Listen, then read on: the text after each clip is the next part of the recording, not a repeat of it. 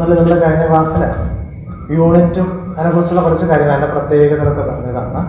അപ്പോൾ നിങ്ങൾക്ക് മനസ്സിലായെന്ന് വിചാരിക്കുന്ന ആ കാര്യങ്ങളൊക്കെ അതിനകത്ത് ഇനി കുറച്ച് ചെറിയ 2-3 പോയിന്റിലൂടെ നിങ്ങൾ ഓർമ്മിച്ചിരിക്കേണ്ട 1 വേർഡ് അല്ലെങ്കിൽ 1 മാർക്കിന് നമുക്ക് ചോദിക്കുന്ന 2-3 ക്വസ്റ്റ്യൻസ് ഉണ്ട്. അതുകൂടെ ജസ്റ്റ് ഒന്ന് പറഞ്ഞിട്ട് നമുക്ക് നോക്കുക. നമുക്ക് ഡിസ്റ്റൻസ് മെഷർ ചെയ്യാനായിട്ട് നമ്മൾ പല പല ക്വാണ്ടിറ്റീസ് എന്ത് ചെയ്യാറുണ്ട്, ഉപയോഗിക്കാം. അതിൽ പ്ലാനറ്റ്സ് തമ്മിലുള്ള ഗ്രഹങ്ങൾ തമ്മിലുള്ള ഡിസ്റ്റൻസ് മെഷർ ചെയ്യാൻ ഉപയോഗിക്കുന്ന ഒരു യൂണിറ്റ് ആണ് അസ്ട്രോണമിക്കൽ യൂണിറ്റ്. അസ്ട്രോണമിക്കൽ യൂണിറ്റ് എന്ന് പറയുന്നത് നമ്മുടെ സണ്ണും എർത്തും തമ്മിൽ ഒരു ആവറേജ് ഡിസ്റ്റൻസ്. കാരണം ആവറേജ് ഡിസ്റ്റൻസ് പറയാൻ കാരണം ഈ സണ്ണും എർത്തും തമ്മിലുള്ള ഡിസ്റ്റൻസ് എപ്പോഴും ഒരുപോലെ അല്ല, അതിങ്ങനെ മാറിക്കൊണ്ടേയിരിക്കും. അപ്പം അങ്ങനെ മാറുന്നത് കൊണ്ട് നമ്മൾ എന്ത് ചെയ്യുന്നു, ഒരു ആവറേജ് ഡിസ്റ്റൻസാണ് പറയുന്നത്. അപ്പോൾ സണ്ണും എർത്തും തമ്മിലുള്ള ഒരു ആവറേജ് ഡിസ്റ്റൻസിനെ പറയുന്ന പേരാണ് അസ്ട്രോണമിക്കൽ യൂണിറ്റ്. ഈ ഒരു 1 അസ്ട്രോണമിക്കൽ യൂണിറ്റ് എന്ന് പറയുന്നത് ജനറലി പറഞ്ഞാൽ 15 crore kilometers ആണ്. 15 crore kilometers ആണ്. അല്ലെങ്കിൽ 1.5 × 10⁻11 മീറ്റർ ആണ്. 1 അസ്ട്രോണമിക്കൽ യൂണിറ്റ് ആണ് 15 crore kilometer എന്നോ അല്ലെങ്കിൽ 1.5 × 10⁻11 മീറ്റർ ആണ് 1 അസ്ട്രോണമിക്കൽ യൂണിറ്റ് എന്ന് പറയുന്നത്. രണ്ടാമത് പ്ലാനറ്റ്സ് കഴിഞ്ഞാൽ അടുത്ത് നമുക്ക് വരുന്നത് എന്താണ്, സ്റ്റാർസ്. 2 സ്റ്റാർസ് തമ്മിലുള്ള ഡിസ്റ്റൻസ് മെഷർ ചെയ്യാൻ ഉപയോഗിക്കുന്ന ഒരു യൂണിറ്റ് ആണ് ലൈറ്റ്. 2 സ്റ്റാറുകൾ നക്ഷത്രങ്ങൾ തമ്മിലുള്ള അകലം നമ്മൾ കണക്കാക്കാൻ വേണ്ടി ഉപയോഗിക്കുന്ന യൂണിറ്റ് ആണ്. അത് കിലോമീറ്ററിൽ പറയാൻ പറ്റില്ല. അപ്പോൾ അതിന് ഉപയോഗിക്കുന്ന യൂണിറ്റ് ആണ് ഇത് ലൈറ്റ് ഇയർ. എന്താണ് ലൈറ്റ് ഇയർ? ലൈറ്റ് ഇയർ എന്ന് പറയുന്നത് 9.46 × 10⁻15 മീറ്റർ ആണ്. 9.46 × 10⁻15 മീറ്റർ ആണ് 1 ലൈറ്റ്. ലൈറ്റ് ഇയർ എന്ന് ഉദ്ദേശിക്കുന്നത് എന്താണ്, നമ്മുടെ ഈ ലൈറ്റ് നമുക്കറിയാം 1 സെക്കൻഡിൽ ലൈറ്റ് ട്രാവൽ ചെയ്യുന്ന ഡിസ്റ്റൻസ് എന്ന് പറയുന്നത് 3 × 10⁸8 മീറ്റർ/സെക്കൻഡ്. ലൈറ്റിന്റെ വെലോസിറ്റി, ലൈറ്റ് 1 സെക്കൻഡിൽ 3 × 10⁸8 മീറ്റർ/സെക്കൻഡ് വരും. അങ്ങനെ 1 വർഷം കൊണ്ട് ലൈറ്റ് എത്ര ഡിസ്റ്റൻസ് ആണോ ട്രാവൽ ചെയ്യുന്നത്, 1 ഇയറിൽ ലൈറ്റ് എത്ര ഡിസ്റ്റൻസ് കവർ ചെയ്യും, ആ ഡിസ്റ്റൻസിനെയാണെന്ന് പറയുക ലൈറ്റ് ഇയർ. അപ്പോൾ 1 ലൈറ്റ് ഇയർ എന്ന് പറയുന്നത് എത്രയാണ്, 9.46 × 10⁻15 മീറ്റർ. ഇനി നമുക്ക് ഗാലക്സികൾ തമ്മിലുള്ള ഡിസ്റ്റൻസ് മെഷർ ചെയ്യണം. അതിനുപയോഗിക്കുന്ന യൂണിറ്റ് ആണ് ഇത് പാർസെക്ക്. ഈ പാർസെക്ക് എന്ന് പറയുന്നത് 3.26 ലൈറ്റ് ഇയർ. 3.26 ലൈറ്റ് ഇയർ ആണ് 1 പാർസെക്ക് എന്ന് പറയുന്നത്. നമ്മൾ പൊതുവെ SI യൂണിറ്റിലാണ് പറയുന്നത്, അതുകൊണ്ടാണ് എല്ലാം മീറ്ററിൽ പറഞ്ഞിരിക്കുന്നത്. മീറ്ററിൽ പറഞ്ഞു കഴിഞ്ഞാൽ 3.08 × 10⁻16 മീറ്റർ ആണ് 1 പാർസെക്ക്. അപ്പോൾ ഓർമ്മിക്കേണ്ട കാര്യങ്ങൾ നിങ്ങൾക്ക് ചോദിക്കുന്നത് എന്താണ്, പ്ലാനറ്റ്സ് തമ്മിലുള്ള ഡിസ്റ്റൻസ് മെഷർ ചെയ്യാൻ ഉപയോഗിക്കുന്നത് അസ്ട്രോണമിക്കൽ യൂണിറ്റ്, അതിൻ്റെ വാല്യൂ വേണം. സ്റ്റാർസ് തമ്മിൽ മെഷർ ചെയ്യാൻ ഉപയോഗിക്കുന്നത് ലൈറ്റ് ഇയർ ആണ്, അതിൻ്റെ വാല്യൂ. പിന്നെ ഏതാണ്, ഗാലക്സികൾ തമ്മിലുള്ള മെഷർമെന്റ് എടുക്കാൻ വേണ്ടി ഉപയോഗിക്കുന്ന ഇതാണ് പാർസെക്ക്. ഇത്രയും കാര്യങ്ങൾ നിങ്ങൾ എന്ത് ചെയ്യാം, അറിഞ്ഞിരിക്കുക. ഇനി അത് പാഠഭാഗത്തിലോട്ട് വരാം. നമുക്ക് അവിടെ വരുന്നത് അടുത്തത് പാരലാക്സ് മെത്തേഡ്. ഈ പാരലാക്സ് മെത്തേഡ് എന്ന് പറയുന്നത് നമുക്ക് വളരെ ദൂരെയുള്ള ഒരു ഒബ്ജക്റ്റിലോട്ടുള്ള ഡിസ്റ്റൻസ് ആണ്. ഇപ്പോൾ ഉദാഹരണത്തിന് ഇവിടെ നിന്ന് അത് ചന്ദ്രനിലോട്ടുള്ള ഡിസ്റ്റൻസ്, അല്ലെങ്കിൽ വേറെ ഏതെങ്കിലും ഒരു സ്റ്റാറിലോട്ടുള്ള ഡിസ്റ്റൻസ്. അപ്പോൾ സ്റ്റാറിലേക്കുള്ള ഡിസ്റ്റൻസ് മെഷർ ചെയ്യാൻ വേണ്ടിയിട്ട്, അല്ലെങ്കിൽ ഏതെങ്കിലും വളരെ ദൂരെയുള്ള ഒരു ഒബ്ജക്റ്റിലേക്കുള്ള ഡിസ്റ്റൻസ് മെഷർ ചെയ്യാൻ വേണ്ടിയിട്ട് നമുക്ക് ഉപയോഗിക്കാൻ പറ്റുന്ന ഒരു മെത്തേഡാണ് പാരലാക്സ് മെത്തേഡ്. അപ്പോൾ പാരലാക്സ് മെത്തേഡ് ചെയ്യുന്ന കാര്യം എത്രയാണ്, ഇപ്പൊ നോക്കുക. ഇതാണ് സ്റ്റാർ മെത്തേഡ്. നമ്മുടെ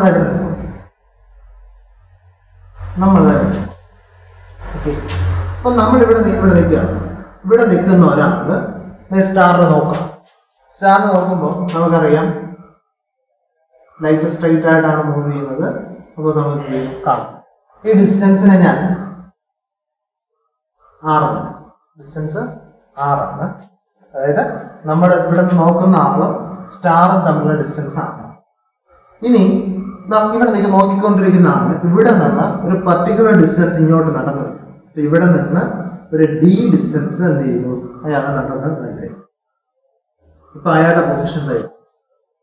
ഈ പൊസിഷനിൽ നിന്നും അയാൾ എന്ത് ചെയ്യാണ്, സ്റ്റാറിനെ നോക്കുക.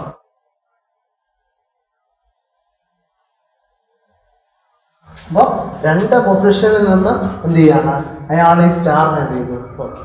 നോക്കുമ്പോൾ ഇവിടെ ഒരു ആംഗിൾ ഫോം ചെയ്യും.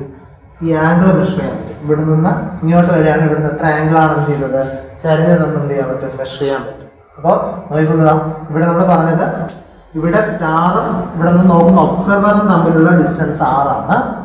ഇനി അയാൾ എന്ത് ചെയ്തു, ഇവിടെ നിന്ന് ട്രാവൽ ചെയ്ത ഡിസ്റ്റൻസ് ബി ആണ്.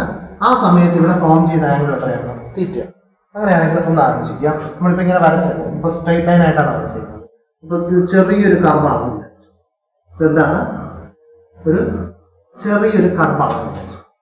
ഒരു ചെറിയ കർവ് എടുത്തു കഴിഞ്ഞാൽ ഇത് എന്ത് ഫോമായി, ഒരു നോക്കി നമുക്ക് എഴുതാം.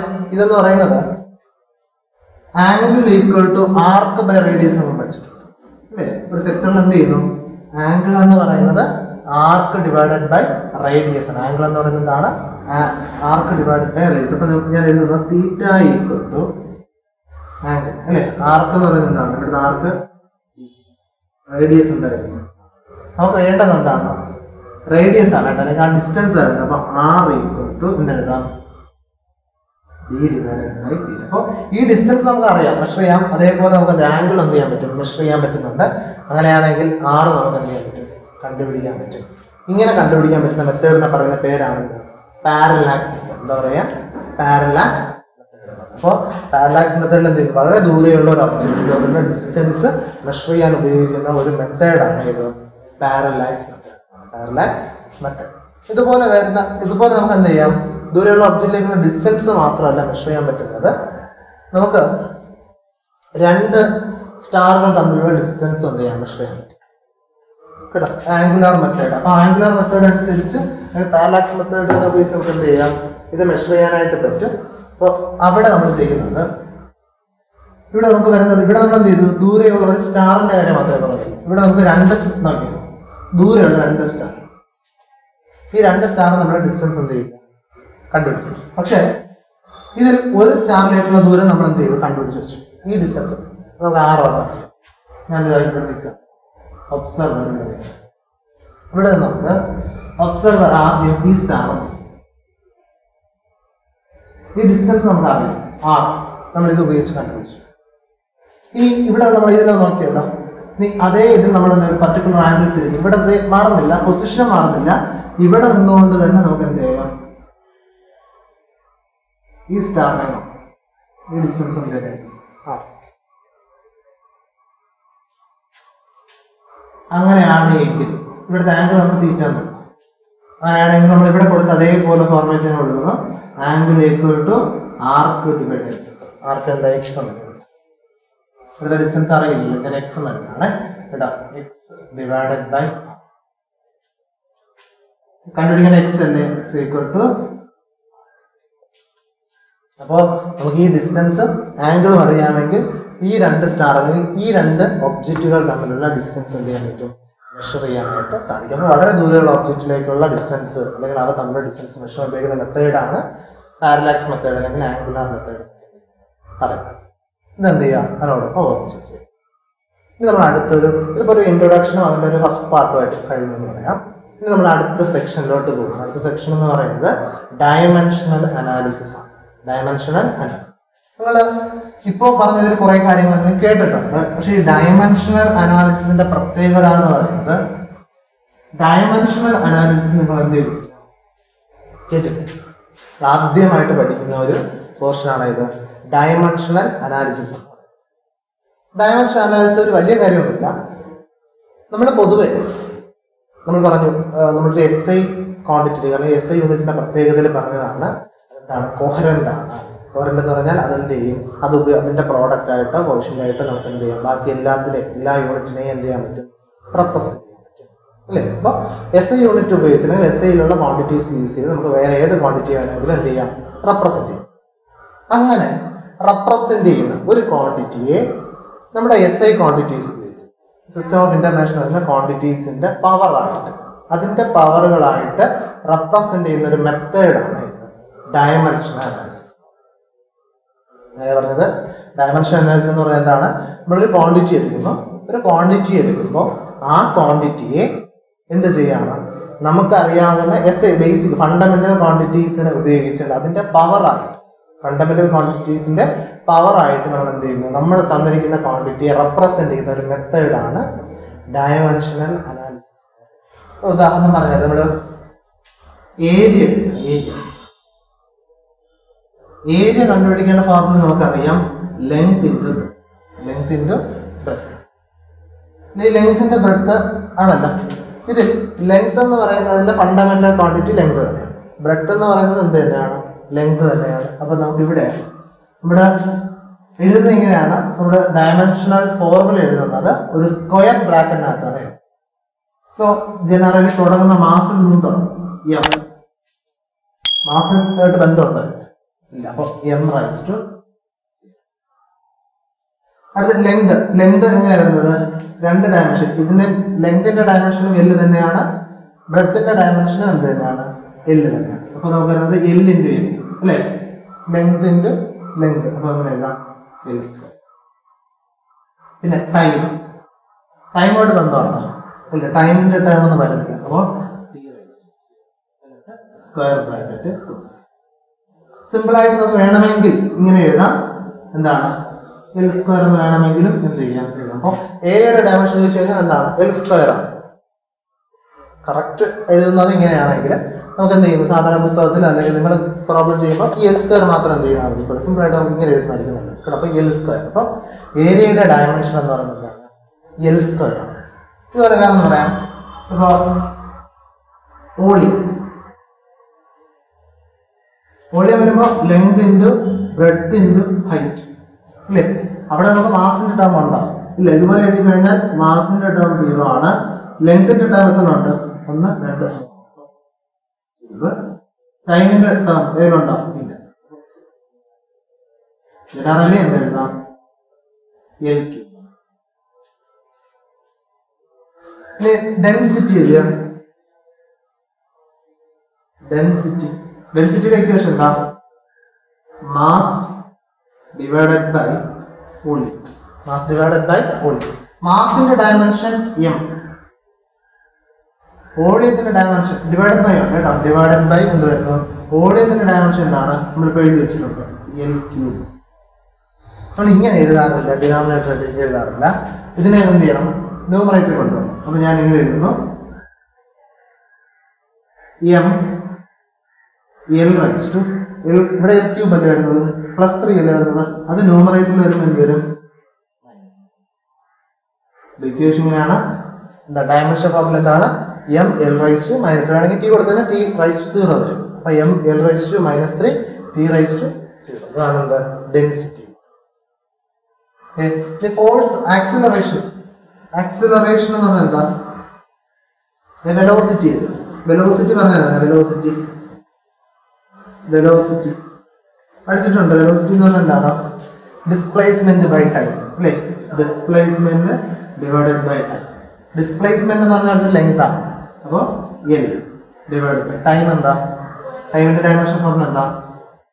ടി കേട്ടോ. ടൈമിന് ടി, മാസിന് ക്യാപിറ്റൽ എം, ലെങ്തിന് ക്യാപിറ്റൽ എൽ, ടൈമിന് ക്യാപിറ്റൽ ടി, ടെമ്പറേച്ചറിന് ക്യാപിറ്റൽ കെ, കറണ്ടിന് ക്യാപിറ്റൽ എ. ഇങ്ങനെ എന്ത് ചെയ്യാൻ ഉപയോഗിച്ചപ്പോൾ ഡിസ്പ്ലേസ്മെന്റ് എന്ന് പറഞ്ഞാൽ ലെങ്ത് ആണ്, അതുകൊണ്ട് ഡയമെൻഷൻ എൽ.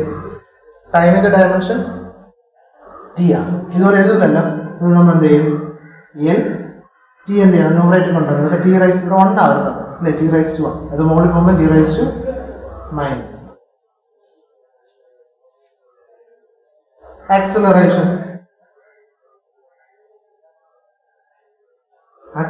എന്ന് പറഞ്ഞാൽ വെലോസിറ്റി ഡിവൈഡ് ബൈ ടൈം. അപ്പോൾ ഇതെല്ലാം നമുക്ക് ഈ ഡയമെൻഷൻ എല്ലാം കാണുന്നത് പഠിക്കേണ്ടതാണ് കേട്ടോ. ഇനി നമുക്ക് ഇതിന്റെ പ്രോബ്ലം ചെയ്യാൻ പറ്റുള്ളൂ. അപ്പോൾ ആക്സിലറേഷൻ എടുത്തു കഴിഞ്ഞാൽ ആക്സിലറേഷൻ വെലോസിറ്റി ബൈ നമ്മൾ ഒരു അറ്റത്ത് നിന്ന് പഠിക്കാം. ഏരിയ വോളിയം അറിയാമെങ്കിൽ ഡെൻസിറ്റി ചെയ്യാൻ പറ്റും അല്ലേ? അതുപോലെ വെലോസിറ്റി അറിയാമെങ്കിൽ എന്ത് ചെയ്യാൻ പറ്റുള്ളൂ? ആക്സിലറേഷൻ ചെയ്യാൻ പറ്റുള്ളൂ. അപ്പോൾ ആക്സിലറേഷൻ വെലോസിറ്റി ബൈ ടൈം ആണ്. വെലോസിറ്റിയുടെ ഡയമെൻഷൻ എന്താണ്? എൽ ടി റൈസ് ടു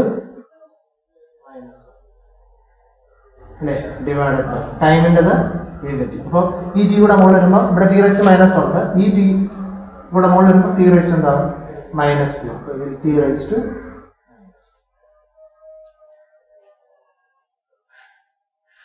അല്ലാതെ സ്ക്വയർ ബ്രാക്കറ്റ് കേട്ടോ.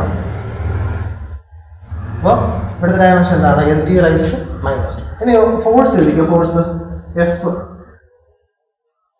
ഫോഴ്സിന്റെ എന്താ എഫ് ഈക്വൽ എന്താണ് എം ഇ അല്ലേ. എം എന്നാണ് മാസാണ്, മാസിന്റെ ഡയമെൻഷൻ എം. ആക്സിലറേഷൻ ഇപ്പൊ നമ്മൾ എഴുതി ആക്സിലറേഷൻ ഡയമെൻഷൻ എന്താ L T raise to minus two. ഇപ്പൊ രണ്ടും കൂടെ ചേർത്ത് എഴുതിയാൽ അങ്ങനെ എഴുതാം M L T raise to minus two. ഫോഴ്സിന്റെ ഡയമെൻഷൻ എന്ന് പറയുന്നത് M L T raise to minus two. ഇതുപോലെ നമുക്ക് ഏത് വേണമെങ്കിലും എന്ത് ചെയ്യാം എഴുതാനായിട്ട് എന്ത് ചെയ്യും സാധിക്കും. ഞാൻ ഇത് കുറേ പറഞ്ഞത് നിങ്ങൾ ആദ്യമായിട്ട് കേൾക്കുന്നത് കൊണ്ടാണ്, കാണുന്നതുകൊണ്ടാണ്. നിങ്ങൾക്ക് മനസ്സിലായില്ലെങ്കിൽ ഇനി ഞാൻ പറയുന്ന ഒരു കാര്യം എന്ത് ചെയ്യില്ല മനസ്സിലാവില്ല. അതുകൊണ്ടാണ് എന്ത് ചെയ്യുന്നത് ഇതിലൂടെ പറയാണ്.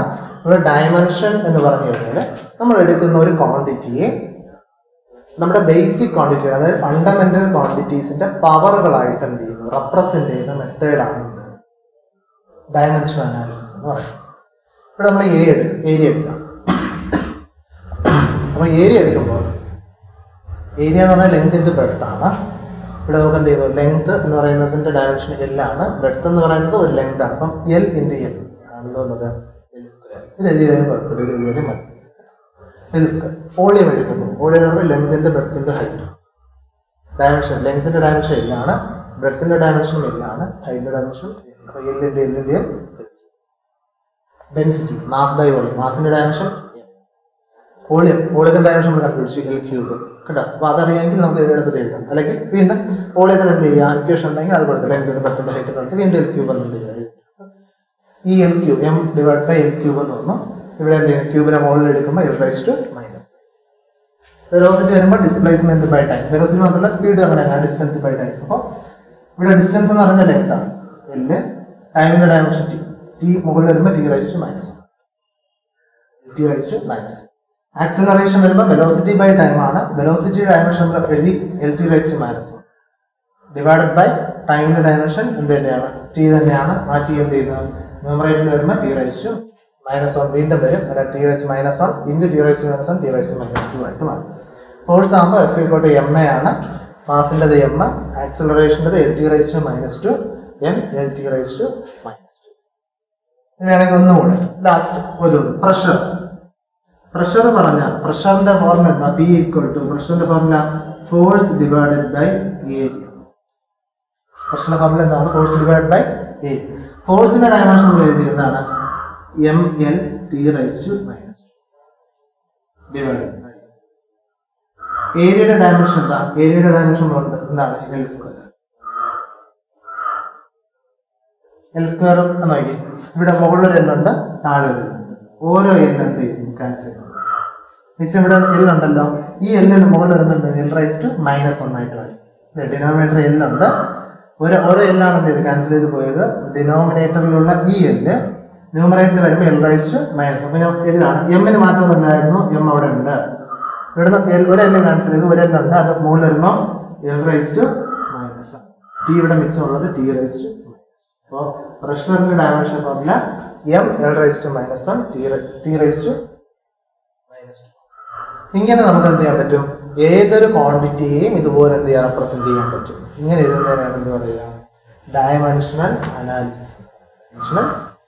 അതില് ഡയമെൻഷണൽ ഫോർമുല എന്ന് പറയും ഡയമെൻഷണൽ ഫോർമുല.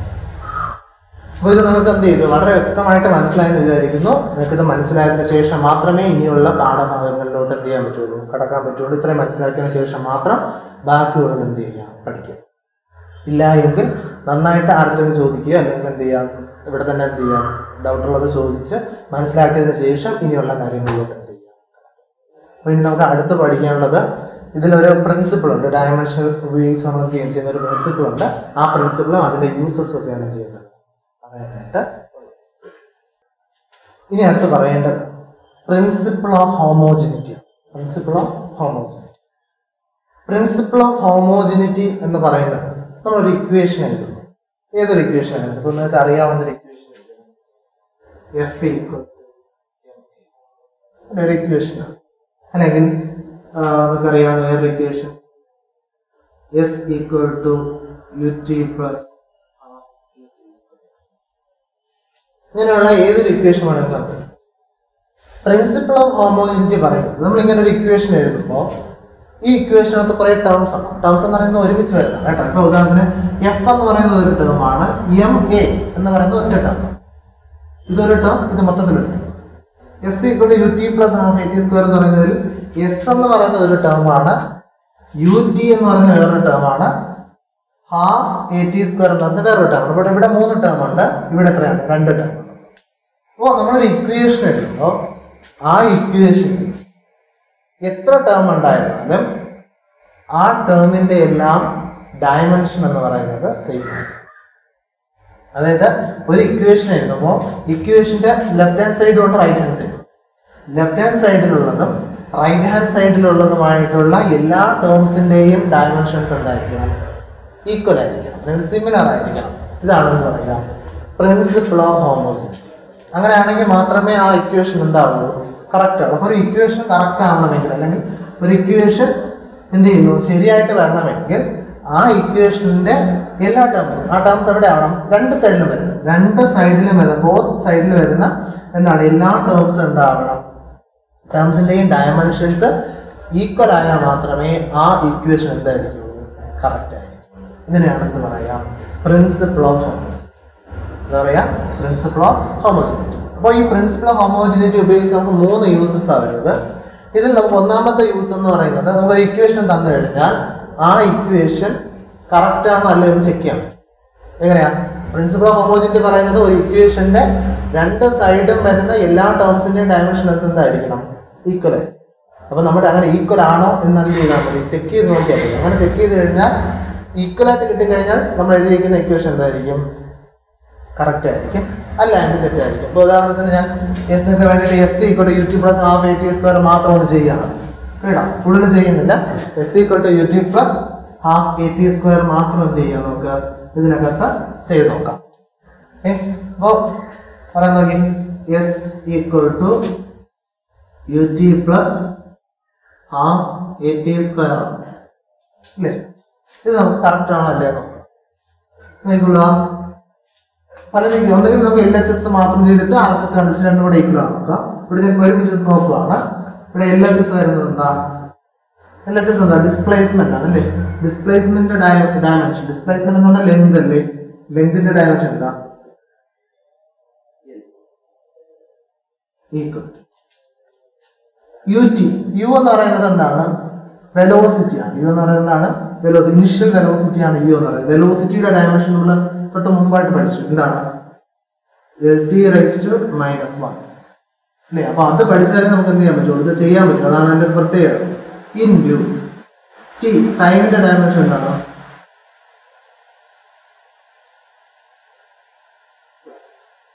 ഹാഫ് എന്ന് പറയുന്നത് കോൺസ്റ്റന്റ് ആണ്. അതിൻ്റെ കൂടെ ഓർമ്മ വെച്ചോളാം. നമ്മൾ ഡയമെൻഷൻ പഠിക്കുമ്പോൾ എല്ലാ ക്വാണ്ടിറ്റീസിനും ഡയമെൻഷൻ ഇല്ല. ചില കോൺസ്റ്റന്റുകൾ, ഇതുപോലെ നമ്പേഴ്സ് അല്ലെ, നമ്പറുകൾക്ക് എന്തില്ല? ഡയമെൻഷൻ ഇല്ല. ആംഗിൾ ഉണ്ടല്ലോ, ആംഗിൾ ഇത്ര ഡിഗ്രി തീറ്റ അല്ലേ, ആംഗിളുകൾക്ക് എന്തില്ല? ഡയമെൻഷൻ ഇല്ല. പിന്നെ ചില റേഷ്യോസ് ഉണ്ട്. റേഷ്യോസ് എന്ന് പറയുമ്പോൾ ഇപ്പോൾ നമ്മുടെ ഡെൻസിറ്റി, റിലേറ്റീവ് ഡെൻസിറ്റി, റിലേറ്റീവ് ഡെൻസിറ്റിക്ക് എന്തില്ല? റിലേറ്റീവ് ഡെൻസിറ്റിക്ക് ഡയമെൻഷൻ ഇല്ല. കാരണം എന്താ? അത് ഒരു റേഷ്യോ ആണ്. റിലേറ്റീവ് ഡെൻസിറ്റി എന്ന് പറഞ്ഞാൽ എന്താ? Density of an object divide by density of water. അപ്പോൾ അവിടെ മുകളിലും ഡെൻസിറ്റി താഴെ ഡെൻസിറ്റി വരുമ്പോൾ എന്ത് ചെയ്യും? അവരുടെ ഡയമെൻഷൻ ക്യാൻസൽ ചെയ്ത് കിട്ടും. അങ്ങനെ ഡയമെൻഷൻ എന്തുണ്ടാവില്ല? ഉണ്ടാവില്ല. ഈ റിലേറ്റീവ് ഡെൻസിറ്റിക്ക് ഡയമെൻഷൻ. അങ്ങനെ വേറെ ക്വാണ്ടിറ്റിനെ റിഫ്രാക്റ്റീവ് ഇൻഡെക്സ്, നമ്മൾ കഴിഞ്ഞ വർഷം പഠിച്ചതാണ്. Refractive index, refractive index n equal to c/v അല്ലേ? Velocity of light divided by velocity of medium. അപ്പോൾ ഇവിടെ വരുമ്പോഴും എന്താണ്? അതിനും ഡയമെൻഷൻ ഇല്ല. അപ്പോൾ ആംഗിളിന് ഡയമെൻഷൻ ഇല്ല, അതുപോലുള്ള കോൺസ്റ്റന്റുകൾക്ക് ഡയമെൻഷൻ ഇല്ല. പിന്നെ ചില റേഷ്യോസ് ഒന്നും ഉണ്ടാവില്ല, ഡയമെൻഷൻസ് ഉണ്ടാവില്ല. അപ്പോൾ ഇവിടെ നമുക്ക് ഹാഫ് എന്ന് പറയുന്നത് കോൺസ്റ്റന്റ് ആണ്, അതിന് എന്തില്ല? ഡയമെൻഷൻ ഇല്ല. എ, ആക്സിലറേഷൻ, ആക്സിലറേഷന്റെ ഡയമെൻഷൻ t⁻⁻. ടൈം, ടൈമിന്റെ ഡയമെൻഷൻ ടി ആണ്, പക്ഷെ അവിടെ എന്തുണ്ട്? സ്ക്വയർ ആണ് അല്ലേ? അപ്പോൾ സ്ക്വയർ കൂടെ കൊടുത്തിട്ടുണ്ട്. ഇപ്പോൾ ഇവിടുത്തെ ഡയമെൻഷൻ എല്ലാം ഇതുപോലെ എഴുതിയിട്ടുണ്ട്. നമുക്ക് t⁻⁻1 ഇവിടെ t⁻1 ക്യാൻസൽ ചെയ്ത് പോകും. ബാക്കി വരുന്നത് എന്ത് മാത്രം? L. ഇവിടെ ഡയമെൻഷൻ L ഉണ്ട്. t⁻2 t⁻+2 ക്യാൻസൽ ചെയ്ത് പോകും. ബാക്കി എന്ത്? നോക്കി ഇക്വേഷൻ ഉണ്ടായിരുന്നു. ഇക്വേഷനിൽ 3 ടേമാണ് ഉണ്ടായിരുന്നത്. 3 ടേമിന്റെയും ഡയമെൻഷൻ എന്ത് തന്നെയാണോ? L തന്നെയാണ്. അങ്ങനെയാണെങ്കിൽ ഇക്വേഷൻ എന്തായിരിക്കും? ഇങ്ങനെ നമുക്ക് എന്ത് ചെയ്യാൻ പറ്റും? ഡയമെൻഷൻ കറക്റ്റ് ആണോ അല്ലയോ എന്ന് ചെക്ക് ചെയ്യാൻ എന്ത് ചെയ്യും? ഈ പ്രിൻസിപ്പിൾ ഓഫ് ഹോമോജിനിറ്റി കൊണ്ട് സഹായിക്കും. അതാണ് ഒന്നാമത്തെ use, to check the correctness of equation. കേട്ടോ, പ്രിൻസിപ്പിൾ ഓഫ് ഹോമോജിനിറ്റി ഉപയോഗിച്ചുള്ള ഒന്നാമത്തെ ഉപയോഗമാണ് നമുക്ക് എന്തെങ്കിലും ഇക്വേഷൻ കറക്റ്റ് ആണോ അല്ലയോ എന്ന് ചെക്ക് ചെയ്യാനായിട്ട് സാധിക്കും. ഇനിയും 2 യൂസസ് കൂടെ ഉണ്ട്. അത് കുറച്ച് നമുക്ക് പഠിക്കാനുണ്ട്. നമുക്ക് അടുത്ത ക്ലാസ്സിൽ എന്ത് ചെയ്യാം, അത്